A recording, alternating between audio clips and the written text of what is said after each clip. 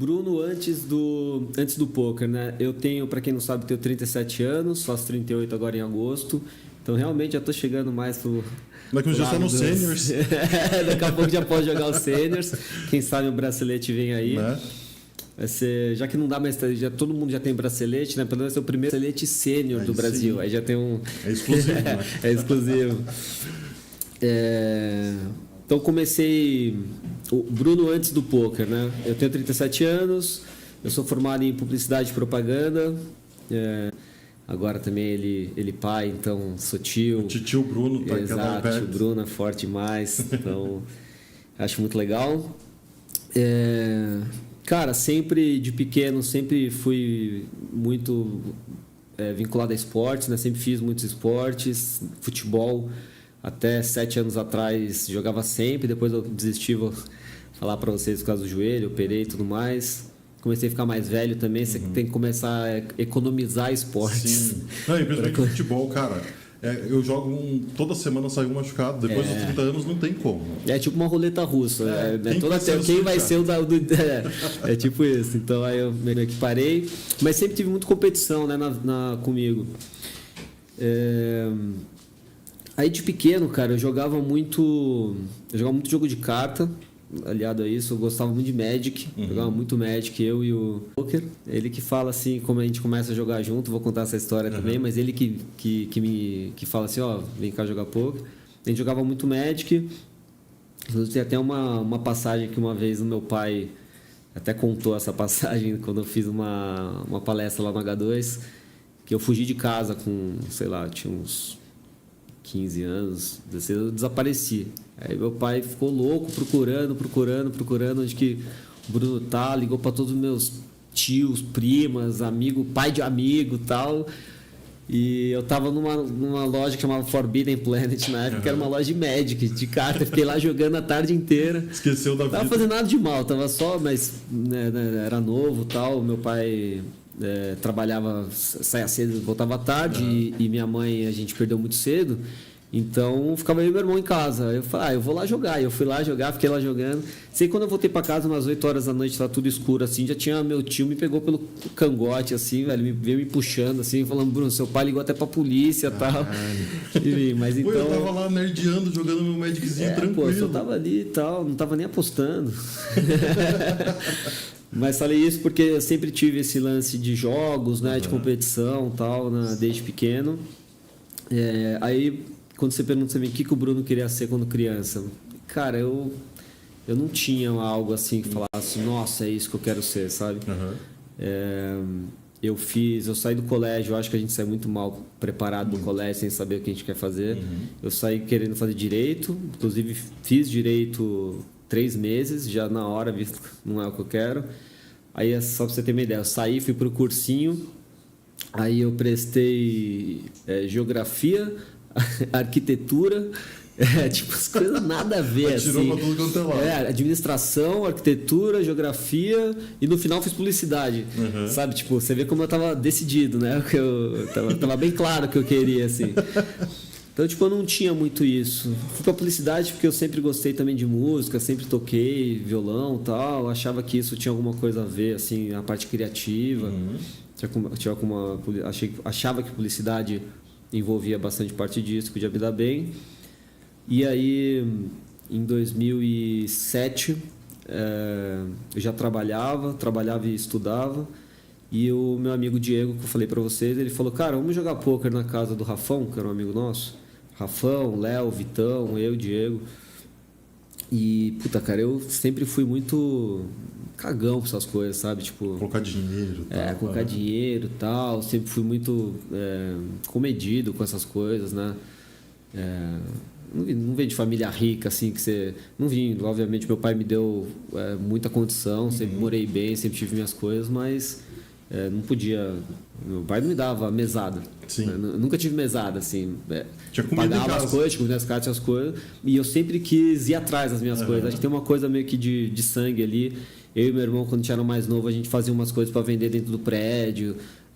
Sabe, a gente tinha um pouquinho na veia ali algumas coisas. A gente ia na banca, pegava a caneta do pessoal da banca e do dono da banca lá e saía vendendo nos andares. A gente fazia um jornalzinho interno do prédio. A gente tinha umas coisas ali que é legal de olhar hoje, que já era uma veia assim. Sim, de querer fazer as coisas, né? Claro. Então eu fui jogar esse poker comigo com nossos amigos na época da faculdade e a gente não tinha ficha, era totalmente amador, a gente jogava com as pecinhas do War. Então a pecinha pequena acho que valia 10 centavos e a pecinha grande valia 50 centavos. E cara, a gente ia jogando e o Diego matava todo mundo sempre. Era a conversa, sabe aquela conversa, Joãozinho, sempre a mesma final. Era sempre a mesma final. Todo mundo jogava, eu ganhava uma mão, outro ganhava outra, chegava no final, vamos pagar. Quem vai pagar? Paga o Diego. Só ele ganhava. Aí um dia eu perguntei pra ele e falei, cara, por que... Como é que você ganha toda vez? Aí eu lembro muito bem, cara, a gente tava indo pra um jogo antigo pra caramba, que quem fazia era o Rafa Celebroni.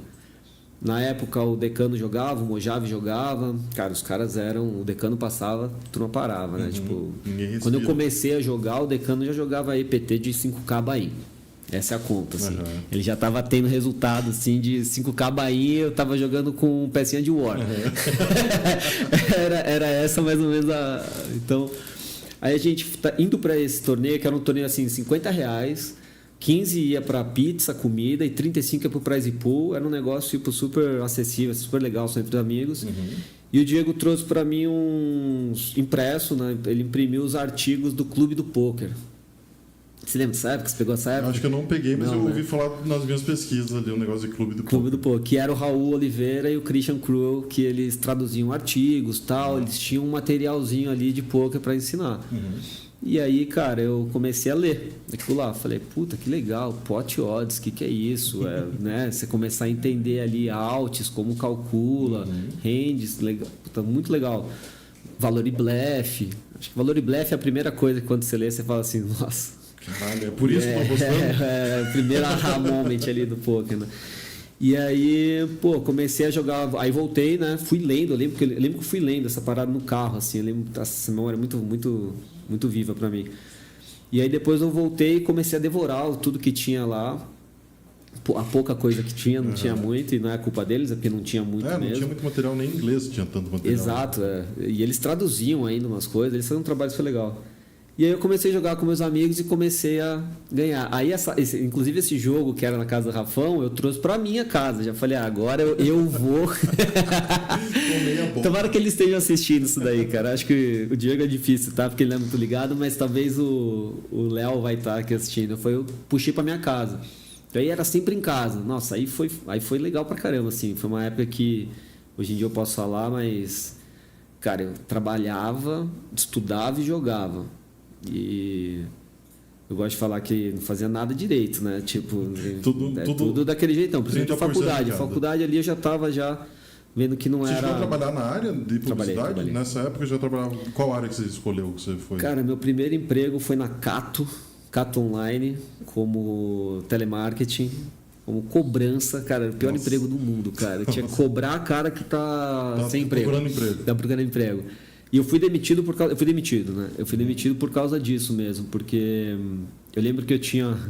Tentar encurtar essa história, mas eu lembro que eu tinha eu era da cobrança, então eu tinha um poder, assim, de dar... como é que fala isso? Tipo... Dar carência pro cara, fazer o cara não pagar pro cara... Se o cara voltasse a assinar o plano, eu abonava o que ele devia. Era tipo um acordo. Isso, podia fazer um acordo. Só que aí, cara, no final já, eu já não estava satisfeito com aquilo. Já era um negócio super ruim para mim. Como é que começar a fazer? Falar pros caras, tá cancelado, volta aí. Aí eles voltavam a assinar, mas não pagavam. Só que eles já tinham abonado a dívida, entendeu? Eles ficavam com um mês mais. Ajudando a galera que tava comecei a falar, cara, vai ser assim mesmo. Tal. Aí, obviamente isso durou... Eu lembro se alguns dias ou semanas, eu sei que minha chefe me chamou e falou, Bruno, isso daqui, mas você dormiu esse dia aqui e tal. Porque, cara, eu estudava, trabalhava e jogava um pouco de madrugada. Isso era tipo 2006, sei lá, 2007. Então já tinha... Já não queria mais. Aí trabalhei na InterSystems e o meu último emprego, meu último ano, que é 2008, foi na Whirlpool. Eu trabalhei na InterSystems, foi uma empresa de tecnologia antes, na área de departamento de marketing mesmo. Aquelas empresas que o marketing é uma pessoa, né? Sim, sim. Lembro até hoje, minha chefe era a Luciana Pilege, era ela e eu ali, uma pessoa. Depois fui para a Whirlpool, que é Brastemp Consul, já grande, trabalhei com trade marketing e ali já era uma empresa multinacional, grande pra caramba. Eu sempre gostei, né, dessa parte de empresa, escritório grande, legal, todo mundo de social e tal. E aí fiquei lá, eu lembro até a minha chefe era Crisley Vebrise. No final, assim, quando eu já estava jogando poker, eu falei para ela, cara, não vai dar, não vou continuar, vou me formar, porque era uma coisa também que meu pai sempre me pediu, né? Ele sempre falou assim, cara, tudo bem, legal. Teve o dia, né, que ele chegou para assim, cara, o que está acontecendo com você? Vamos conversar. Tô vendo, vamos conversar. Meu pai sempre foi muito parceiro meu, tá? Em tudo, assim, tudo que eu faço. Aí ele falou, você tá jogando poker e tal, eu sei. Aí eu falei pra ele, não, mas vem cá, pai, deixa eu te mostrar. Eu tenho uma planilha. Aí eu mostrei uma planilha pra ele. Até hoje eu não sei se ele ficou mais preocupado quando eu mostrei que eu tinha uma planilha pra ele todo lá, ou se ele ficou feliz, porque eu tava positivo e tal, né? Aí ele só me pediu isso, falou, cara, se forma, porque se tudo é errado, você tem um plano B. Aquela mentalidade ainda, né, antiga de... Não, eu sou formado em publicidade e propaganda também. E eu tinha até anotado para falar disso, porque eu acho que é o curso que tem mais jogador de poker que sai. E assim, você consegue terminar a publicidade sem tanto esforço, porque não é um curso tão difícil. Sim. E, cara, o mercado é muito amplo, então você nem precisa fazer o curso da faculdade para exercer publicidade e propaganda. Mas acontece que tem muita gente que vai fazer e é criativo, e é bom de número às vezes, e é bom de alguma coisa. Então, sai muito jogador de poker. O Ramon, o Crop do Midas também é ex-publicitário. O Gui fez também. Então, cara, tem bastante jogador que sai da publicidade e propaganda. Esse foi a minha maior bronca assim, com a publicidade, no final das contas, foi depois que eu fiquei formado que eu falei, cara, não precisava de 4 anos. Era um curso de 1 ano e meio, especializado no que eu queria e estava pronto. Eu já fiz os 4 anos daquele jeitão já ainda, tipo, imagina a galera que fez mesmo, focado ali 4 anos e saiu. Eu ia sair puto demais com a faculdade, mas tudo bem. Meu pai me pediu isso, falou, cara, se forma antes, e aí eu me formei, dei um pulo aí, né? Mas só falar, então trouxe o jogo para casa, comecei a jogar em casa poker, e aí eu lembro muito bem também quando eu fui para a primeira casa de poker, que na época chamava o Imoema, ali do lado de casa, e que era super clandestino. A porta preta, um segurança do lado... Só faltava ter que falar uma senha. Sim. Só faltava isso, mas era literalmente isso. Tinha para o pessoal que conhece, né? Tinha uma padaria, era uma porta preta e tinha um segurança do lado. Você chegava pro cara e falava, ó, quero ir lá no poker lá e tal. Aí o cara abria a porta, olhava para você, de baixo para cima, abria a porta, mandava subir. Eu te revistava ali. Naquela época era assim, né? Revistava, mandava subir. E aí você subia, era super legal, bonito, legal. A galera super legal, sempre assim.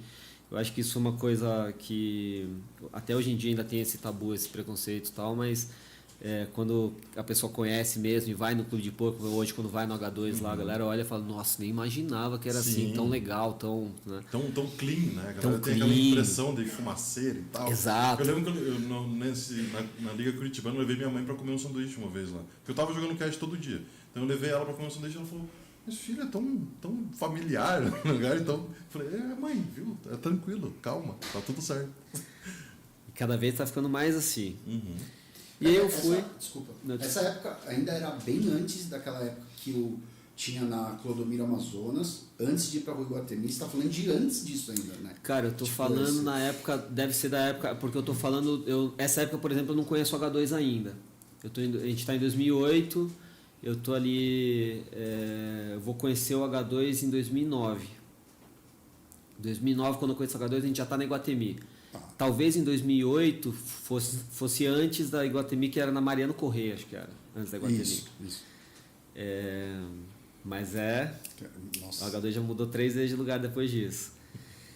Então, aí eu fui, cara, eu lembro de ir com R$100 na mão, na mesa, né, em ficha, R$100 no bolso para um ribeye, e, cara, na mão, assim, de perder, cara, tipo, era todo o dinheiro que eu tinha rapelado dos meus amigos, sabe? Eu demorei 6 meses para ganhar todo o dinheiro dos meus amigos, jogando...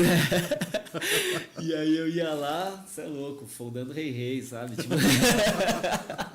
Cara, eu acho que não tem emoção igual a essa, da primeira pressão numa mesa tipo, muito mais cara que você está acostumado a jogar. Nunca você vai sentir uma emoção igual. Talvez se eu for jogar lá o 100k, talvez eu sinta essa emoção, mas... Cara, era muito, muito legal essa época. Era muito legal, né, cara? Tipo, eu falo, é uma emoção, assim... E eu vou até depois falar um pouco mais pra frente sobre o programa que a gente tá fazendo com o H2 Start, que é muito legal porque eu vejo isso na galera que tá começando. Putz, isso é legal pra caramba. Pô, com certeza. E incentivar isso é legal também, né? Pô, você estar farmando isso, eu acho que é muito bom. E aí, cara, fui ganhando uma época assim que de ouro do poker. Para quem jogou essa época, 2008, 2009, a gente pegou a época que o pessoal, os bingos fecharam. Então muita gente veio jogar poker, começar a jogar poker. Aí que nasce as casas de poker, né? E aí, porra, é muito bingueiro, muito cara que tá ali, joga 100% das mãos e a emoção dele é pagar e ficar pedindo pra vir a carta dele. Então era muito fácil, cara. Era muito fácil, era só você jogar um poker ABC que você conseguia ganhar quase todo dia, assim. Sem brincadeira, eu fiz streaks, sei lá, de 30 dias sem perder, que assim, isso, tipo, né? Coisas que hoje em dia é impossível. E aí, tipo, fui crescendo meu bankroll, fui ser muito comedido. Em 2008 eu me formo na faculdade e aí eu começo, aí eu tenho 100% do tempo ali, aí já não tenho mais faculdade e o trabalho já é o poker, né? Porque também essa hora eu já tô ganhando, eu já tava ganhando mais que minha chefe.